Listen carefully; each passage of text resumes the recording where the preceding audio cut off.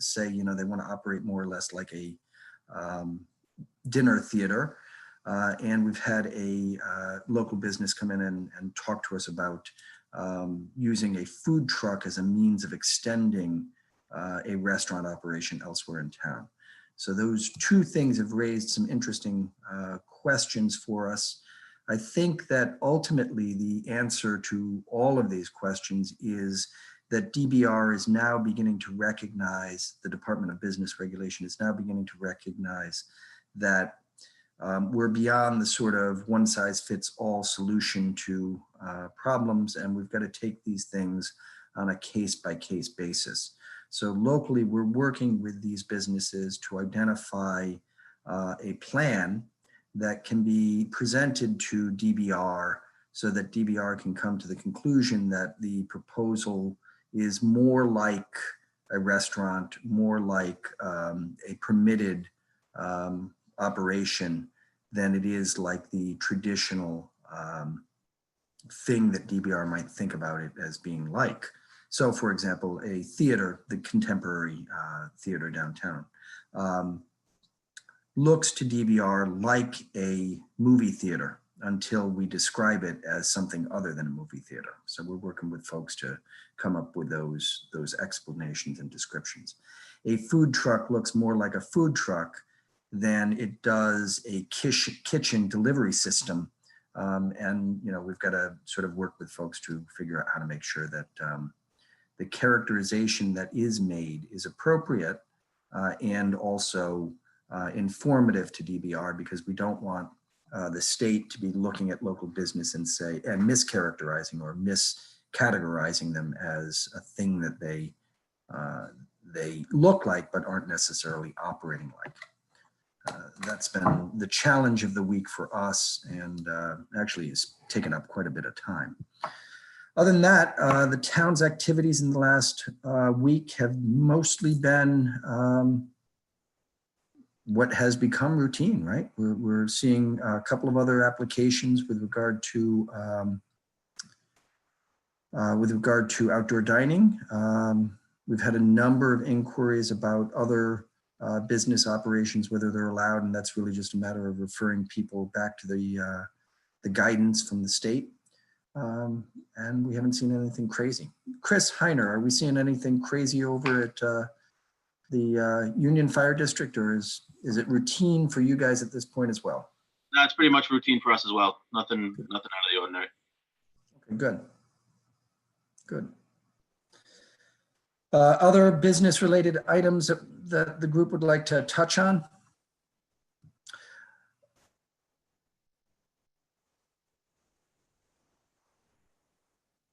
John looks like he wants to chime in, but he's not quite sure. The only other thing that I'd report out is that we have begun to distribute the placards, the COVID Safe Harbor placards, the compliance placards is what we're calling them, for businesses that have completed their Department of Health business plan, the online plan that's required for all operators in the state at this point. And that's about it. That's what I got. Is that one of those stickers that are going to go on a window, or is it just a placard that I have to then tape on my window? No, it is a little sticker. They're a decent quality sticker. There's nothing super fancy about them. They're not expensive stickers, but it can be stuck. It's a removable sticker. It's one of the ones that has a glue that is supposed to come off easily when you've decided you don't need it there anymore. So yeah, it's a good sticker. What's the process of getting them? Where do you get them at town hall? Who do you have to call because you can't go in town hall? Yep. Can I bump in, Rob? Please. So just to let town hall know and everybody else on the call, the hand sanitizer has showed up at the Chamber of Commerce, and everybody who has gotten masks in the past are coming in. They're getting the hand sanitizer and they're getting a sticker. Everybody is saying they'll put them up if it makes sense. There's been one or two offices that are not storefronts or a limousine service. It doesn't make sense. Everybody who it makes sense is glad to put it up. So Larry, when you pick up your sanitizer today, you will get your sticker. All Thank right. you. So Joe, for the mall, I've got like 9 entrance doors. Or am I getting one, or am I going to get 9? Well, you're going to mean, get one for Pier Cleaners and one for Ragtime. And I've given to Wakefield Books already. And I have extras that I can give you for the mall. Right. Certainly Well, makes sense. if we're going to give them to the individual tenants, then maybe I don't need to put it on the outside. I was just trying to work that out. Sorry, it's Colleen. We could put one on the outside of your, your entrance, those 2 main doors, maybe. Yeah. But the businesses like, oh, I'm trying to think of a couple of them, but they had asked about them. We said that they could email us or pick it up, like Joe said, through the chamber if they're getting. Okay. That's it. So like Olympia Sports, for instance, she's going to put one in the entranceway, and she's going to get her sanitizer from Joe, unless you're taking care of that for them. But regardless, they could also email us, couldn't they, Rob? Right. Absolutely. So yeah, and we can make sure also they have get them. We also have a supply that my office has maintained, and we will order more if folks, find this to be a useful tool. So yes, anybody who wants to just email the manager's office, we'll get them. We'll deliver one out to them. It's not a big deal for us to take a And stick. Rob, just some information, the 15 Sure. or 20 that I've given out so far, that they're thrilled to put them up. They think it makes perfect sense. Good. That's good. I'll say that I shared this with the state as well. And, the state's a little reluctant to give the thumbs up to anything, but I will say they seem to think it's a good idea for us to be reinforcing positive behaviors. And that's what this does. It says, look, I've complied with the state requirement that I have a plan and I'm doing the right things. So I think it's a nice little way to let folks know that businesses are operating safely. So we've got a supply at the chamber. Those are going out with the folks who are picking up the supplies coming in through the Department of Commerce. And those businesses have all already done their plan. That's a requirement of having participated in the distribution of the hand sanitizer and the masks, et cetera. So that was an easy hit. And we've got a supply that we can distribute to others who'd rather just call the manager's office. We will inquire as to whether or not they've done their state plan. If they've done their state plan and they recognize that they could be inspected by us or by the state over the course of the summer, we'll drive one out and give them a sticker. Hoorah. Other issues that anybody would like to bring up? Anything at the state level, Representative Tanzi?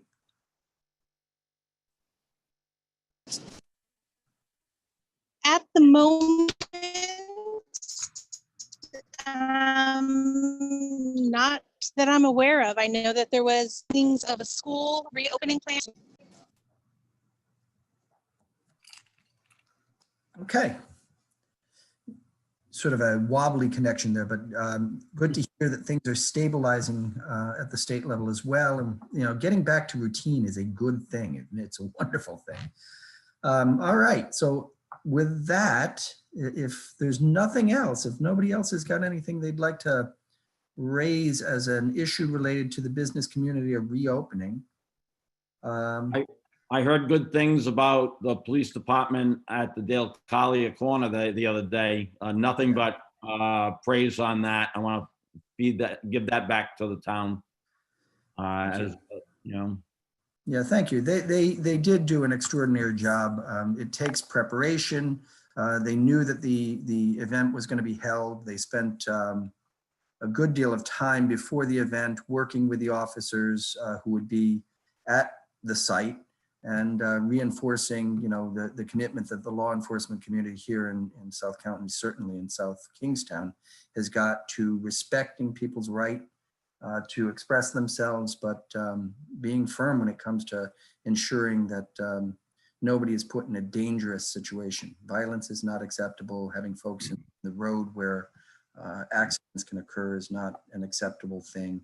I was talking to Joel Ewing Chow, Captain Chow, this morning, and they really are trying very hard to make sure that they're reinforcing the best values and the best principles for police conduct that they can. I think that I think that we're being well served. And I will tell you, this protest could have gotten ugly. There was a point at which it did not look like it was going to stay peaceful. There were a handful of agitators who were beginning to really push for some violent action. And it took a local organizer stepping up at a megaphone to say, look, this is South Kingstown, knock it off, to keep us from having the event turn in a way that would not have been flattering to the community. We're expecting more protests. I know that the police department this morning is already working with a couple of South Kingstown High School students who have expressed a desire to stage a protest next week. And we're prepared for whatever comes our way out of the north over the weekend. There are protests scheduled for Providence, and we know that that a number of folks involved in protests have said, look, we got to get out to the suburbs and not just stick in the towns or in the cities. So we're prepared for that. Again, the police department is actively reinforcing the best of police values and community values. And I think that, and knocking on wood, but I think that we're at least in the best possible position to respond to outside agitation if it comes our way.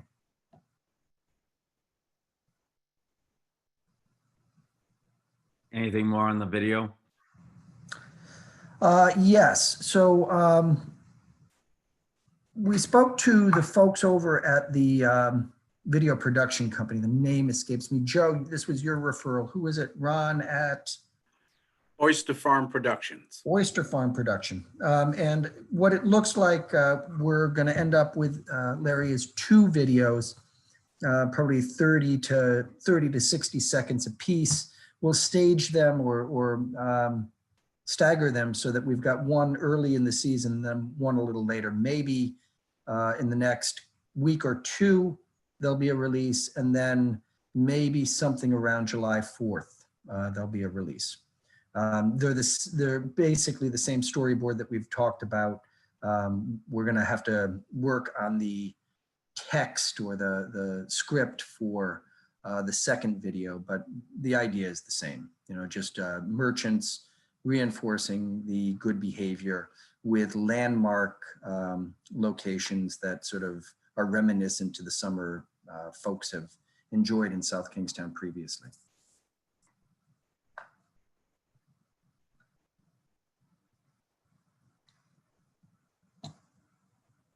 That is about it. Any other comments, thoughts, concerns? Wayne, any problems with permitting or permits in your world? No, really haven't had any problem. We're still getting a few calls over at the Roy Carpenters relative to the toilet issue and how come the town's not opening up the public bathrooms. And I told them that's not our call. So we're still getting those calls, and hopefully we'll get back to more of a norm over there, and those will cease and they'll open up the bathrooms and they can get back to normal. But how many are you getting a day? It's calmed down. Yesterday I had 2 calls from residents, asking about the alternative toilets, but as well as, why the town is not allowing the public bathrooms to open. And I told them that's certainly not our call. We gave them some guidance on the alternative toilets and actually prepared an affidavit for them so they could track who has compliant toilets. But I said, other than that, it's up to the owners to compile that list and verify who has them. Right. And we're expecting Roy's management to give us the complete list on the 15th of June? Yes, that was the date that was put on there. So we'll have to reach out to them when it gets close to that date to see what they do have. Okay, so my email on this subject has dropped to one email every 3 days, as opposed to 3 or 4 emails a day. So, Yeah, it is. Rob, it's Colleen. The phones have calmed down too. I mean, we yesterday got 2 calls, same thing. And then people are asking, thinking that they need to provide the town with the documentation. So we've advised them if they check with Wayne for what they need as far as their alternative systems, but that they should be talking with the ownership of Roy's, for instance. yeah, Yeah. okay, Other than that, we're still moving forward as normal. Things have been pretty busy, and no complaints on our end. good. And the permits, standard permits, regular building permits are still coming in. The applications are still coming in for There's- work. Yeah, they're still coming in. We heard there's been a slight slowdown over at the project over on Gravelly Hill, the country club project. That has subsided somewhat now. Whether the economy has caught up to the activity over there, we're not sure whether this is just a little blip or whether it's going to be long term. But we'll see. We'll kind of monitor that and see how that goes forward, because they were very, very busy there at one time. I mean, they were extremely busy. So that'll be interesting to see how that plays out. But other than that, regular activity, we're super busy with electrical, plumbing, mechanical permits, building permits. So that's about the only one that I can think of that's been a little bit out of the ordinary. Slowed down, you mean? Yeah. All right, good. So Amy, while we've got the audience, is there anything about phase 2 guidance that you'd like to sort of highlight? I know you're coming in late. We didn't really cover phase 2 because I figured, most of the folks on the call have got a pretty good familiarity, but you've been diving in deep. Is there anything in particular that you think is most important to know or think about with phase 2? I'm sure the business owners are well aware that reopeningri.com has a wealth of information. There's constant updates. I'm sure they're all reading that very, often, early and often. I just appreciate all of them just doing everything they can to do what they can to make the best of this summer. So. Yeah, it turns out that this call, we've got Larry Fish as our business Oh. representative. That's Hi, Larry. Yeah, otherwise, gathering limits are 15. The state's local executive orders regarding gathering limits and travel guidance mirrors the state's. So we're in the same boat as the state is right now. all right. Rob, has the state stopped mowing the lawn out on Route 1? Usually come Memorial Day, they do a big push, and Route 1 is beautiful for people to come down at the beginning of the summer. Now it's up to my waist. Have they just pushed people in a different area? Have they furloughed them, or are they just falling behind? John, any insights? Yeah, I can tell you that I think if everybody sees RIDOT is concentrating on sweeping because they're under consent order from EPA. That being said, I can gladly give them a call and see where they stand with roadside mowing as well. Yeah, let's do it. Yeah. I'll give them a call today, Rob. Thank you. All right. So that, I think, is going to be our call. We will send out an email asking folks who have been on this call previously whether they think there's a need for the call next week. If not, what I plan to do is start shifting the conversation to the advisory committee that the town council had established a couple of meetings ago. And that group will start meeting as a regular posted meeting of an advisory committee. So we'll start shifting it in that direction. But we will send out an email to everybody to see whether there's a continuing need for this phone call. It's starting to look to me like folks have got enough information at this point, and they're not going to have as much time because operations are back up and running. in the private sector, which again is just wonderful news. Good. Thanks, folks. Yep. Be well. You're good.